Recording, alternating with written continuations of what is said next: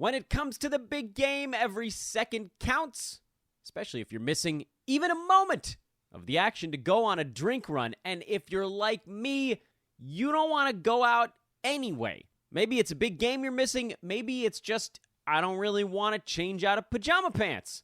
Luckily, there's Drizzly, the #1 app for alcohol delivery. With Drizzly, you can shop local stores and compare prices on the biggest selection of beer, wine, and spirits. And you know you've been consuming them over the last couple of years. And the best part, you can get them delivered in under 60 minutes or schedule them 2 weeks out. Talk about a slam dunk. See what I did there? Drizzly also makes it easy to send the gift of alcohol right to your friends and family for any occasion, even if that occasion is rubbing it in their face when their team loses. You know me, I'm a pragmatic sort. We'll order it when it's winning time. In your face, other team, nah. In our face, drinks. So if you're looking to spend more time watching the game, download the Drizzly app. That's the easiest way. Download the Drizzly app or go to drizzly.com. That's DRIZLY.com. Do it now.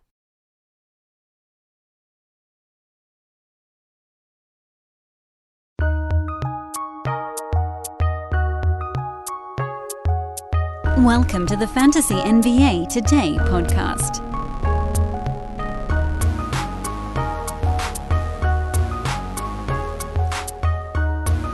Well, it's been a little bit of a busy morning, hasn't it? Or a busy morning? Big news of the day, Kevin Durant and the Nets appear to have mended fences, at least enough for now. And KD will be supposedly staying put. We'll see. But this is the latest news, and it was put out with a press release from the Brooklyn Nets, so it's a whole thing. Meaning, I think at least for the time being, we can assume that KD is a Brooklyn Net. That's not to say that something might not change during the season if he gets annoyed with either Kyrie or Nash or Sean Marks or whatever, but the Nets seem to have waited him out, and KD said, screw it, let's just play. Welcome to Fantasy NBA Today. This is a Sports Ethos presentation. I'm your host, Dan Vespris. And, I think that we kind of have to talk about the Kevin Durant stuff here at the outset. We spent the last 6 shows talking about season win totals, and now we get this little nugget coming down the pike. What this also does, as you look ahead, and then we'll start big picture, and then we'll kind of come in smaller picture. First of all, we don't know how happy Kevin Durant actually is with this result. I do think that after a meeting like this, it would be pretty weird for him to kind of moan and tantrum his way through actual games. Because what he's done, and, whatever in defense of Kevin Durant here, how irritated I was with this request, so I'm actually kind of pleased that he now has, rescinded it. I don't even know if you want to call it that, or just was like, all right, the moaning ran out. But what he did was he put the blame on the front office, so he hasn't really alienated his teammates yet. We know he stayed close with Kyrie Irving throughout all this stuff. The other guys on the team, I don't think he even knows all that well. A bunch of them were acquired in the middle of the season last year. Many of them were hurt, Ben Simmons being one of them. They brought in, Royce O'Neal, TJ Warren. These guys are brand new. So there isn't really a huge locker room thing. That's one of the things you'd have to look for here. Will there be a locker room thing? And provided that Kyrie Irving is really okay with the way this whole thing played out, and we'll have to take his word for it that he is, I don't think there's going to be a whole lot of bad blood. Could KD turn again? Yeah, it's a possibility, although once you get him going, and let's say the Nets get off to even a decent start, I think he probably then just sort of happily pitters along, which makes him standard Kevin Durant. He and Kyrie can very easily both take about 20 shots a ball game. I don't see any usage issues on this club. I still don't have any idea if Ben Simmons is going to play. I don't know if this makes it more or less likely on the Simmons front. But yes, KD's getting older. Yes, he missed 27 ball games last year. Most of that, it was out for about 7 or 8 weeks with one injury. So that was most of it. That was what? That was like 22 or 23, I think, of the 27, something like that, in one big chunk. If you don't have that one big chunk, he seems like the body seems kind of trustworthy. The mind is subject based on all of this stuff that's just gone on. But I still think KD has the best shot of anybody in fantasy basketball to be the number 2, certainly per game, but then also probably totals. It was like we talked about last year. Joel Embiid played 68 ball games, and LeBron was 4 per game. Kyrie was 5 per game. Steph was number 6 per game. Cat, 7. DeJounte Murray, 8th last year. Like, you had to get all the way down to Steph, and he only played 64 games last season. Joel Embiid was really the only guy in the top 5 per game, minus Nikola Jokic, of course, who played near a league average number of basketball games. So for KD at that 2 spot, yes, there's an Embiid discussion to be had, but when you look at everybody else that lined up behind those dudes, you had to get almost all the way down, I would argue, to Cat to get to a guy where you're like, okay, well, this dude played in a full complement of games, and enough more, meaning we could go into this season expecting Cat to play in enough additional games, and I don't like his fantasy outlook anyway, but from a durability standpoint, to maybe cover some of that gap. And this is why when we look back at this last season, Joel Embiid was number 2 by totals, and Cat was still behind him by a solid about 10% value drop-off between those two guys. By totals, that's despite Cat playing in 6 additional ball games. So looking back at last year, if Kevin Durant got to basically like 65 games, he's basically then, I think, tied for number 2 with Joel Embiid, and anything beyond that is kind of gravy. So as you look at this season, what arguments can we really make that, first of all, do we really think KD's going to play fewer than 65 games? Definitely. Like, what are the odds of that happening again? 30%? It's definitely non-zero. But I think I would say if you're saying over or under 64 and a half games, I'd probably take the over on KD. Because that's still a pretty good chunk of missed basketball games. 64. Again, that was what Steph was at, and didn't he break his wrist or something? Badly sprained a thumb or something? I don't remember what Steph's injury was. James Harden seems like he was out the whole damn season. He played in 65 games last year. Chris Paul did break a hand, and he played in 65 games. So, like, it's not that hard to get to 65 games. And with KD's fantasy stat set, with that built-in everything he does, and if Joel Embiid takes even the tiniest step backwards, which I don't think is really going to happen, but he does have a healthier James Harden, so there is a possibility he does just the tiniest bit less. I don't think KD does almost anything less. They didn't bring in someone that can shoulder that load. Kyrie was there with him towards the end of the year. KD's going to take a truckload of shots. You don't have to worry about him peeling off at all until there are 3 stars on a team. And even then, he elevated his fantasy game in other ways. So, from a per-game standpoint, I don't think there's any fear on the Kevin Durant front. From the totals side, yeah, you have some. Injury stuff. Is he actually happy there? I kind of was hoping he'd get traded, because then I don't think you'd have any of the is he happy stuff to worry about, although I guess, he might have gotten traded to somewhere he didn't really want to go, which is sort of what we've got here, back in Brooklyn, where he didn't really want to be. But look, if they win some games, all that stuff goes away pretty fast. And KD just plays. Last year that team was up a creek without a paddle, and he was like, screw it, play me 45 minutes a game. Let me see what I can do. What's happening, everybody? Dan here. I am so excited to tell you about what is arguably the coolest partnership we've ever had here on Fantasy NBA Today, and that is with the good folks over at Trend Him. Trend Him. It was founded back in 2007 and has high quality and affordable accessories for men. Basically everything you could wear other than the clothes. when I'm like, my mind is blown right now. I got a personalized watch with a picture of my 2 kids on the inside. And obviously the watch is super sleek, but having my kids on the inside is amazing. I was able to get a few belts. I replaced my wallet. I got some ties. This is so cool. I was so excited to roll down to the UPS store and pick up the package that the guy that was running the store was like out getting a sandwich, and I just sat out front for 10 minutes. Check them out. Again, Trend Him is the company. Trend Him. They personalize, as I just mentioned you. The prices are great.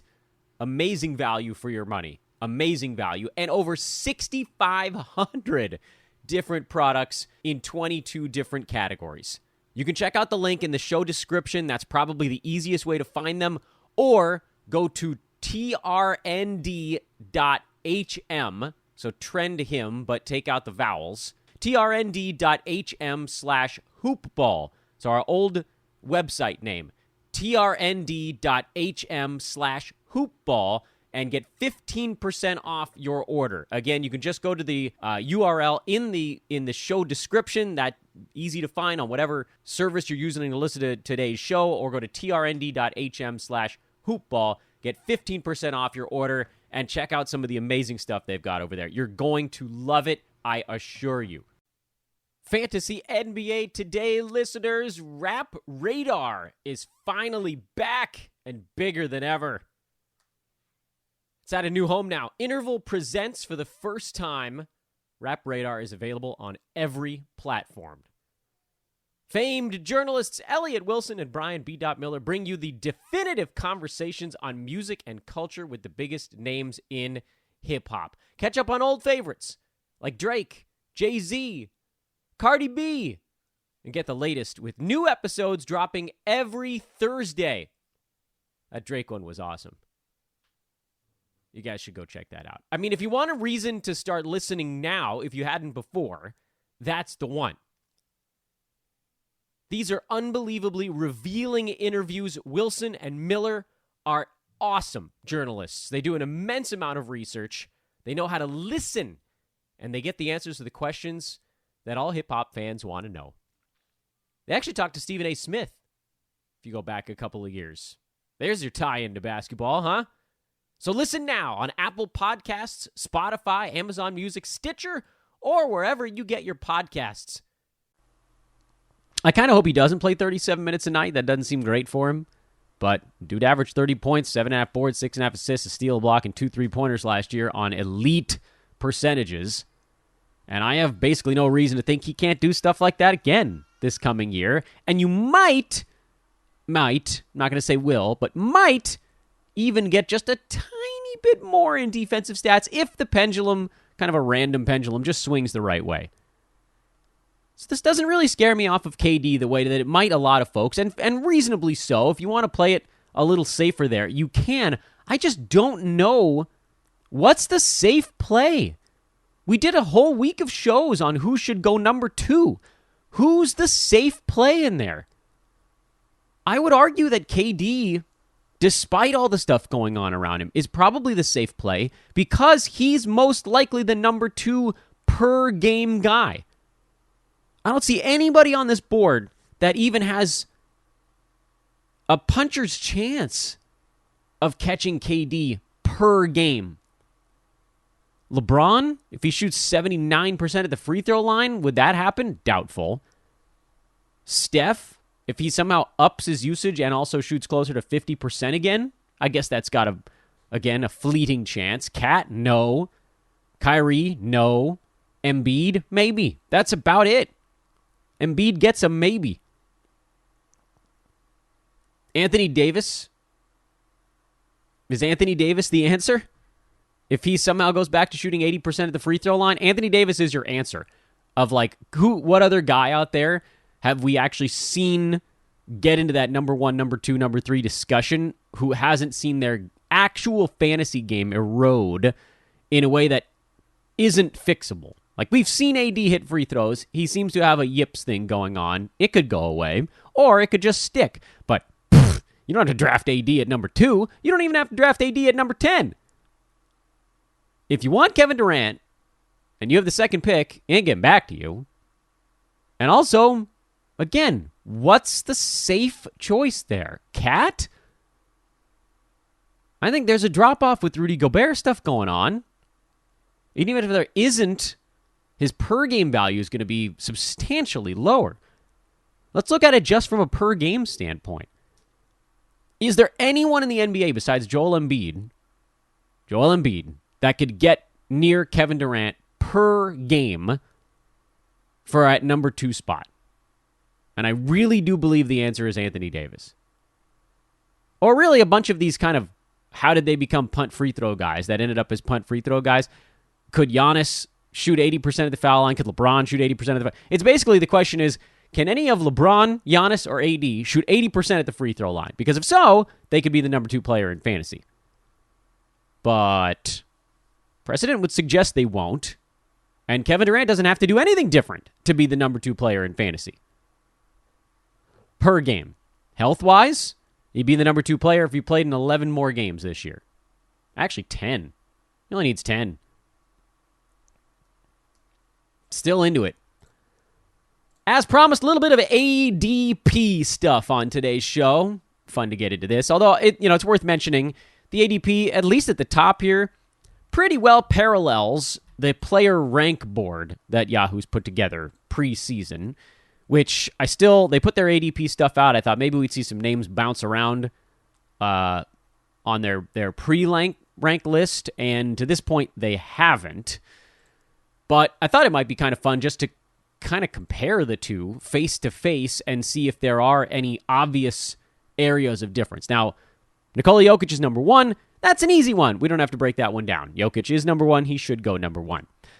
Interestingly, Kevin Durant is 2 on Yahoo. This surprised the heck out of me, given how many games he missed last year and all the drama surrounding him. But indeed, they've pre-ranked him 2, which I'm inclined to agree with. And so his ADP is also the second on the board.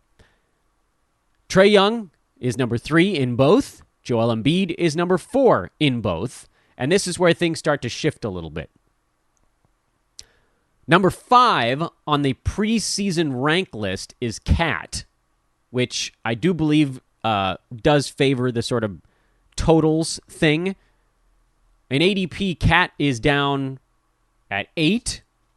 Luka is number 5 on the ADP board, and he's actually number 7 on the pre-rank sheet. Steph is number 6 in both, so plopped himself right in there. Number 7 in ADP is Giannis, who's number 9 in pre-rank. Jason Tatum is number 8 in both, so it all kind of came back together there. I told you about Giannis on the preseason rank board. LaMelo Ball is number 10 in both. James Harden is number 11 in both, and LeBron James is Kyrie Irving is number 12 in preseason rank. LeBron is number 12 by ADP, which does make a lot of sense. Kyrie being that high, actually, it seems like maybe he moved up the board a little bit. Did Kyrie shuffle forward a couple slots? No, that's where he was. My bad. So let's talk a little bit about this ADP data that we got pulling in here. We're going to talk about the first round on today's show and what these numbers mean. Not necessarily from the does this make any sense standpoint. We'll cover that a little bit.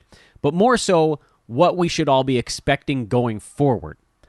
And tomorrow's show, we'll do something similar with the second round, or we could even go through top 25 if that's easier for you guys to remember. It doesn't really matter. And then the following day, I think we'll probably get into how this corresponds to the buckets, although I'll admit that's a really hard podcast format to do, to take our adjusted list after the second pass and then try to work the ADP data in on a live recorded show. It's not live, I guess, but it is recorded in real time. Real time, that's the right word.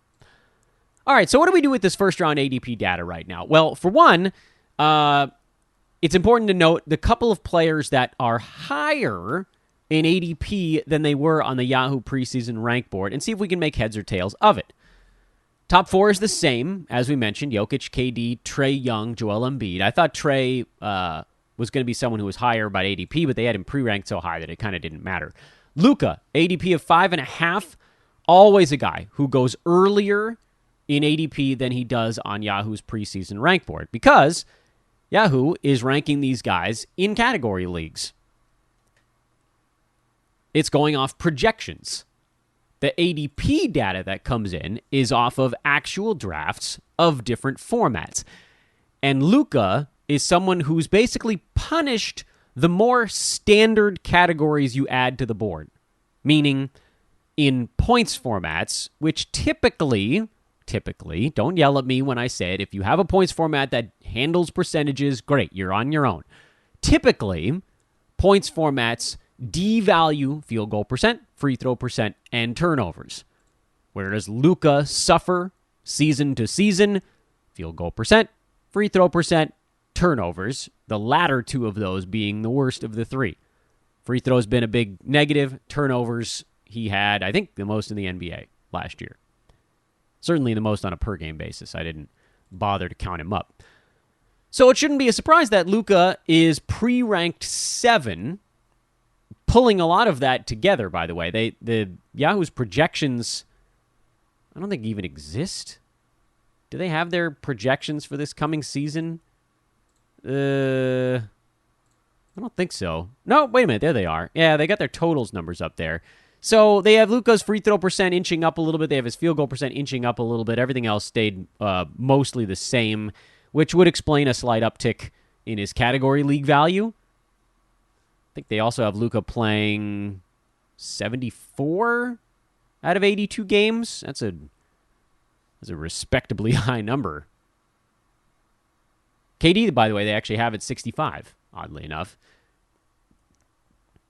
I was expecting the average number of games played to move back up this year.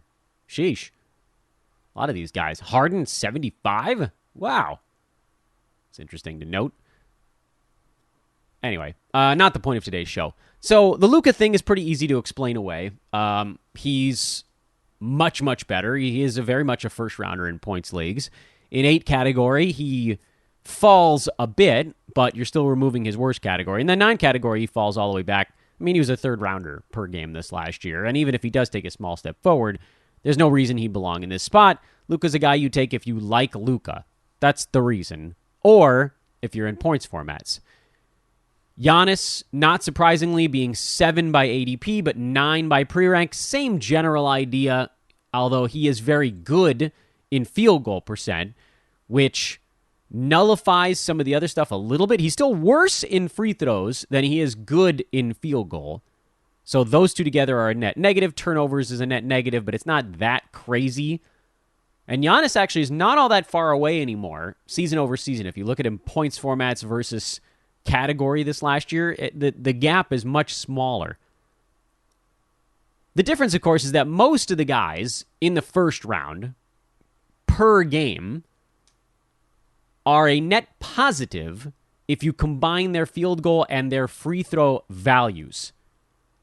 DeJounte Murray was a very small negative. Giannis was Anthony Davis actually was a very small negative. Giannis was about a double that, so kind of like a medium negative in field goal and free throw combined. And then everybody else was a positive. Jokic, positive in both. Durant, big positive in both. Embiid, positive in both. LeBron, bigger positive in field goal than he was negative in free throw. Kyrie, flip it. Steph, same as Kyrie, better in free throw than was bad in field goal. You get the idea. Like, there's a way to add those two together where you can see if you turned them both off, would this person move up or down? And the answer is Giannis and AD and DeJounte Murray were the first rounders last year that would move up if you turned off percentages. Everybody else would have moved down. So Giannis, still slides down a little bit when you turn percentages back on. And for that reason, like Luka, we just talked about, he moves up in ADP boards because ADP is also including leagues where that stuff is turned off.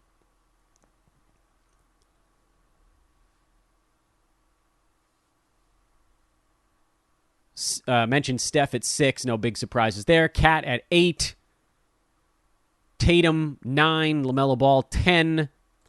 These are guys, again, Jason Tatum, if you put his stuff together, he's a net positive in the 2 percentages. LaMelo, actually a very slight negative. He's pretty much a wash there.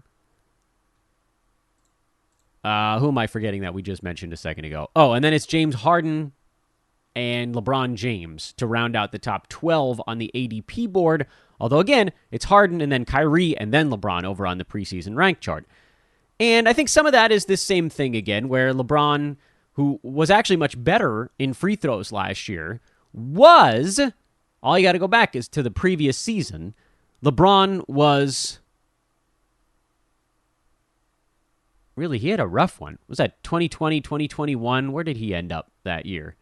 Was he like in the 30s? Yeah, he was in the 30s. He was very much a negative between free throw and field goal together. So LeBron was kind of a points league dude as recently as 2 seasons back, and then he wiped that out this last year by getting respectable at the free throw line. Still a negative, but a small one. Now suddenly he's flipped that to no longer being a points league darling. He's actually a category league darling, but the numbers, the ADP data, and drafters didn't catch up with that. James Harden is an interesting one. I like that he's ranked, well, he's 11 in both right now, 11th pick in ADP and in preseason rank. I think Harden's a guy that actually does have some upside this year. He was number 12 last season in what was basically like a career low in usage, which might actually happen again. Although when you look at it, you're like, okay, 41% from the field. That was bad even by James Harden standards. There's an area of potential improvement. He's not going to be a super field goal guy, but he's been pretty typically in the 44 to 45 range. So even if you left everything else the same, if you adjusted field goal from something that was a brutal negative to just a small one, like basically Trae Young level negative, Harden jumps from where he was at 12. He jumps over Trae Young, probably jumps over Anthony Davis. I mean, this is a big deal. That's actually a pretty damn big deal. Harden could, when you consider the fact that I think we all believe DeJounte Murray probably falls outside the top 12, so Harden moves up a slot just from that alone. Someone else might slide in there. Could Jimmy Butler get back into the first round per game? Maybe. Tatum? Maybe. There's some guys, LaMelo, Tyrese Halliburton, those guys are maybes to crawl in there. But it sure feels like Harden doing nothing at all could go from 12 to like 9 just by getting in shape and improving his field goal percent, which I think you can tie a lot of the Harden field goal stuff to his conditioning. I mean, everything was down these years where he was kind of eating himself out of different situations. His 8 games in Houston before he got traded, 3-point percent was 34.5. His career number's 36 and change there. He actually thought he shot 36 and change in Brooklyn after his trade that year. Shot 47% from the field in Brooklyn after his trade that year. That's how he ended up in the middle of the first round again. Free throw number is pretty much where he's at. He's a high 80s guy at high volume. But this last year, Brooklyn shot 33% from 3, Philly 32.5, 41% from the field in Brooklyn, 40 from the field in Philly. And I get it. He's a guy who's seen his 3-point attempts have gone up, but they've always been a really large percentage of his overall stuff.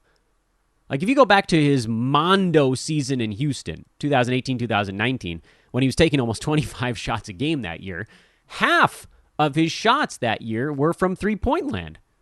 And that stuck for him. Half of his shots this last year, actually slightly less in Brooklyn, were from 3, and yet still he wasn't making his 2s. He's lost some of that ability around the rim, and I think a lot of that was because of the weight he was carrying. So Harden at that spot, the fact that we're seeing that now translate on the ADP side as well, makes him a pretty good mid to late first round grab. I like a lot of the stuff going on in Philadelphia. I know I mentioned it on yesterday's season win totals episode. I just like the feeling around that team. They feel like they're in a good place. It feels like Harden could get some of his durability back. Like this is the post-Houston Chris Paul situation again. Harden out of a situation or 2 of them that he hasn't enjoyed into a spot where he's happy. Guys play better when they're happy. which I guess pivots back to our show opening discussion on Kevin Durant. Is he happy? Not really, but he strikes me as a different breed. He's not going to do what James Harden did. And also, like, it's August 23rd. By the way, happy off-season show number 97, everybody. KD things could still change between now and opening day. We're under 2 months from it, but it's still almost 2 months from it. Still, the beauty of Kevin Durant is, he's not going to be out of shape because body type, that's just not him. He's long and lean and spindly. That's not changing anytime soon. So all the stuff he does, he just can do. Like, KD doesn't need what Harden needed. He doesn't need to be quick enough to get separation. KD can just shoot over everybody else because he's 7 feet tall and his arms touch the roof of the gym. He's a freak. If he wants to go to the rim, he'll go to the rim. He'll go through or around people. He'll just reach out and dunk over 7 car lengths. Yeah, we're doing Evel Knievel stuff here with KD. So yeah, there is reason to be afraid on the Kevin Durant front, but I don't think it's the same general situation. We shall see, I suppose. This is all part of it. Still, if we're talking about safe plays at 2, there aren't any. If you're talking about safe plays at like 8 or 9, there are a bunch, and Harden's one of them.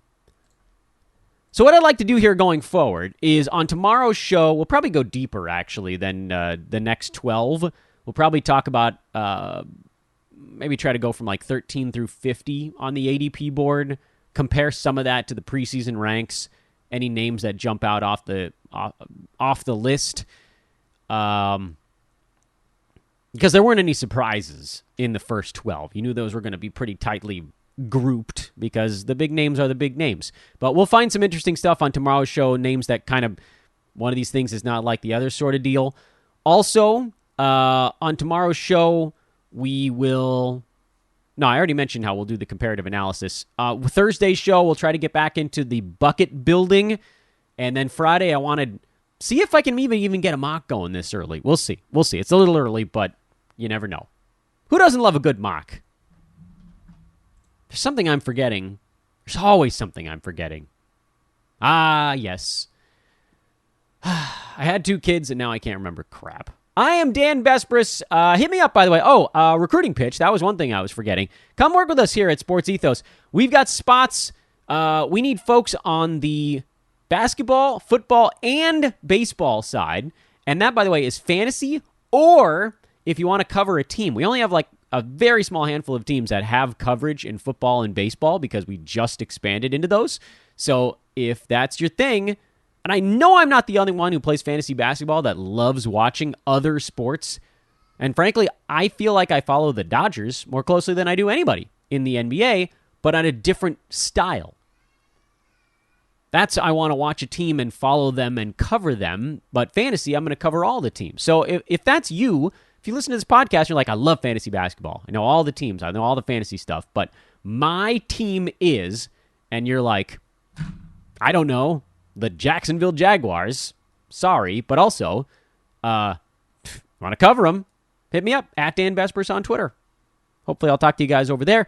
By the way, the NFL Listener League that JP's hosting is now full. If you'd like to get on the wait list for NFL leagues going forward, you can hit me up on Twitter about that. And starting in 2 days, I think, we're going to be opening up our NBA leagues, which don't draft until early October, but they do fill up. And then if there's like 5 or 6 people that wanted to open up another league, we're not going to do it unless you get 12 teams. So make sure you get in on that early. Get your spot for the Sports Ethos Leagues. That's all stuff we'll talk about more as this week goes on. And excited to announce that we will be partnering with our buddies over at Manscaped again for this coming NBA season. We'll have more details on that in early October.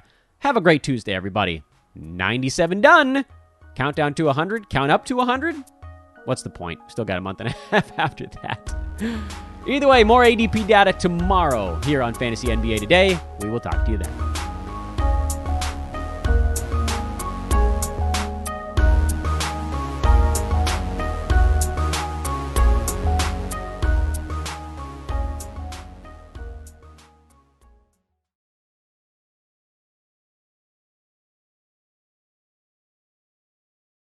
when you need milk for Zoe and a cold brew for yourself, Kroger Delivery will get you just what you need in as little as 30 minutes. Open the Kroger app and start your cart, whatever the cart.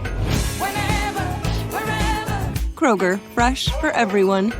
Delivery times not guaranteed. Restrictions may apply. See site for details. When you're a Boost member, you get free delivery, double fuel points, and lots more. Sign up at Kroger.com/boost. You could save big when you bundle your home and auto with Progressive, but when we just come out and say it, it feels like it falls a bit flat. So instead, we're going to hire a professional voice actor and pay him absurd amounts of money to say, I like this product. Not sure why that was better. I mean, I'm a professional too. But we didn't pay him to say the business part, so back to me. Save big when you bundle your home and auto with Progressive. Sorry, I know hearing me say it was a bit of a letdown. Progressive Casualty Insurance Company and Affiliates. Discount not available in all states or situations.